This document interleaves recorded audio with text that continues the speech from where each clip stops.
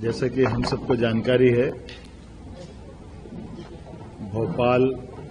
में 40 साल के पहले एक दुर्घटना घटी और घटी दुर्घटना में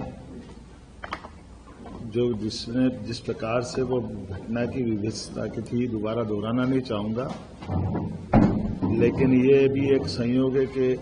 जिस दिन घटना घटी थी उस दिन उस रात में भी यहाँ विद्यार्थी परिषद की बैठक में हिंदी ग्रंथ अकादमी के डायरेक्टर अशोक कड़ेल जी और हमारी परिषद की पूरी टीम संयोग से उस दिन भोपाल में ही थी। रात के समय गैस लीक होने में हम एमएलए रेस्ट हाउस थे। बाद में उस घटना का मैं जब भी याद करता हूं तो सिहरन आ जाती है, लेकिन दूसरे दिन, तीसरे दिन, 2 दिन तक पूरा भोपाल का जो दृश्य बना वो वाकई बहुत दर्दनाक था। फिर घटना के 20 साल बाद तक भी निष्ठुरता की सीमा तोड़ते हुए तत्कालीन शासन व्यवस्था ने न तो उसको चलने से रोका, न इसके विभत्सता के परिणाम से उनको कोई असर हुआ। ये एक संयोग है कि इस प्रकार के सारे निर्णय करने में हमारी सरकार ने पूरी संवेदनशीलता के साथ प्रदेश की जनता के हित में किसी प्रकार की कोई भी निर्णय की अपेक्षा हो तो निर्णय त्वरित गति से करते हुए आगे बढ़ने का निर्णय किया। माननीय उच्चतम न्यायालय, उच्च न्यायालय, सभी प्रकार के विभागों के अलग अलग परामर्श, सभी प्रकार के सुझावों के बलबूते पर हमने भोपाल से लगभग 358 टन यूनियन कार्बाइड का कचरा, जिसमें 60% से ज्यादा स्थानीय मिट्टी है, लगभग 40% सेवन नेफ्थॉल और अन्य प्रकार के केमिकल से जुड़े अपशिष्ट है। सेवन नेफ्थॉल रेसिड्यूज मूलतः मिथाइल आइसोसाइनाइड और कीटनाशकों को बनाने में सह उत्पाद की भूमिका में रहता है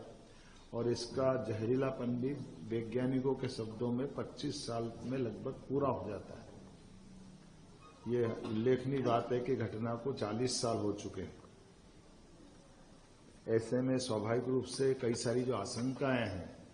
उन आशंकाओं का अपने आप इस बात का उत्तर मिल जाता है और ये इस बात का भी उत्तर है कि 40 साल से ही हम सब उस कचरे के साथ भोपाल में रहते आए। ऐसा नहीं कि कहीं से आ रहा है, भोपाल में ये कचरे के साथ ही सारे लोग रहते आए। तो इसलिए इस चीज को स्मरण में भी रखना है कि जिस बात को तथाकथित लोग एक आशंका से मन में लाते हैं, उनके लिए सारी बातों को समझाने के लिए मैंने बात कही है। इस कचरे के निपटान की प्रक्रिया में दुनिया में शायद ही इतना गहन परीक्षण किया होगा। भारत सरकार की विभिन्न संस्थाएं जैसे NEERI, National Environment Engineering Research Institute Nagpur, National Geophysical Research Institute Hyderabad, IICT, Indian Institute of Chemical Technology तथा केंद्रीय प्रदूषण नियंत्रण बोर्ड द्वारा समय समय पर किए गए अध्ययन,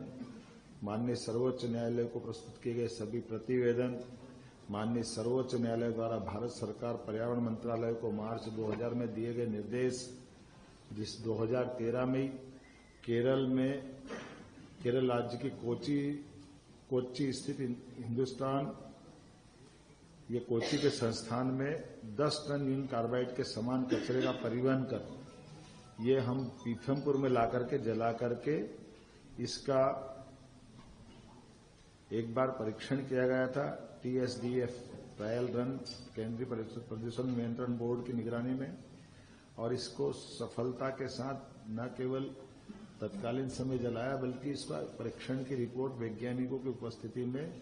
पुनः सुप्रीम कोर्ट में भी प्रतिवेदन के साथ उपस्थित की गई थी।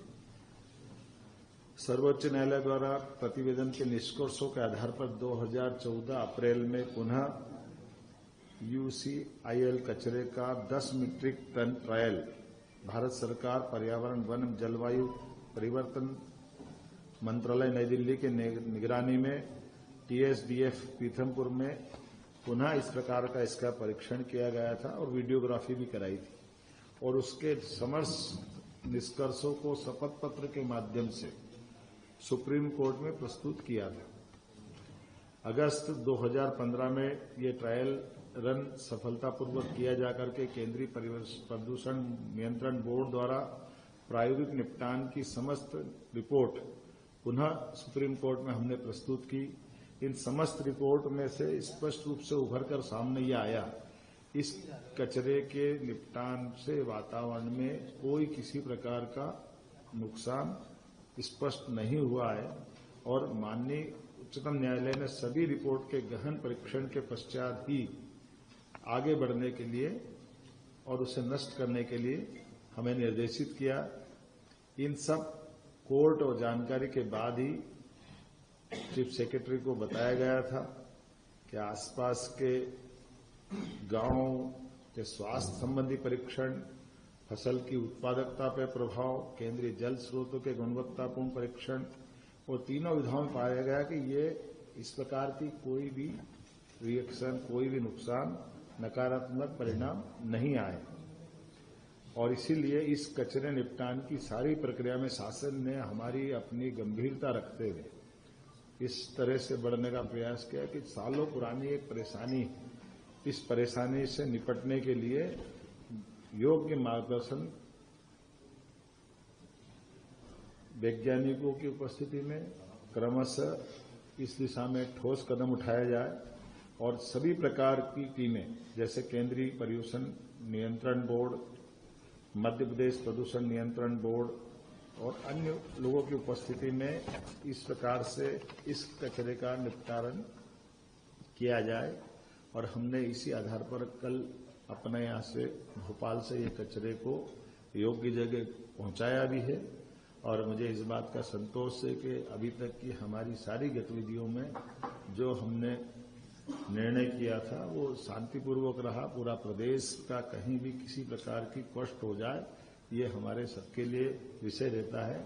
इसीलिए हमने हमारे यहाँ के बाद दोपहर में हमारा प्रयास भी है कि हम सभी लोगों को विश्वास में लेकर चलें, सभी लोगों को सारी जानकारी पारदर्शिता के साथ सामने रखें और इस मुद्दे का राजनीतिकरण न होने दें, क्योंकि ये जो केवल तात्कालिक रूप से लोग राजनीतिकरण करते हैं, लेकिन लंबे समय तक हमको अगर आगे बढ़ना तो गंभीरता के साथ बढ़ना और सभी जनप्रतिनिधियों को भी विश्वास मिले। इसलिए हमने प्रभारी मंत्री श्रीमान कैलाश विजयवर्गीय जी को कहा है कि वो धार में दोपहर में बैठक लेकर के 3 बजे इसके विस्तार से अपनी वहां के प्रतिनिधियों को भी विश्वास में लेकर के अपनी बात कहे और कुल मिलाकर के ये जो प्रक्रिया प्रारंभ होगी इस प्रक्रिया को पूरी एक तरह से पारदर्शिता के साथ समय सीमा में इसके संबंध में धीरे धीरे इसका एक तरह से संकट का या जो एक अपनी एक टारगेट है उस टारगेट पे लक्ष्य की प्राप्ति करें।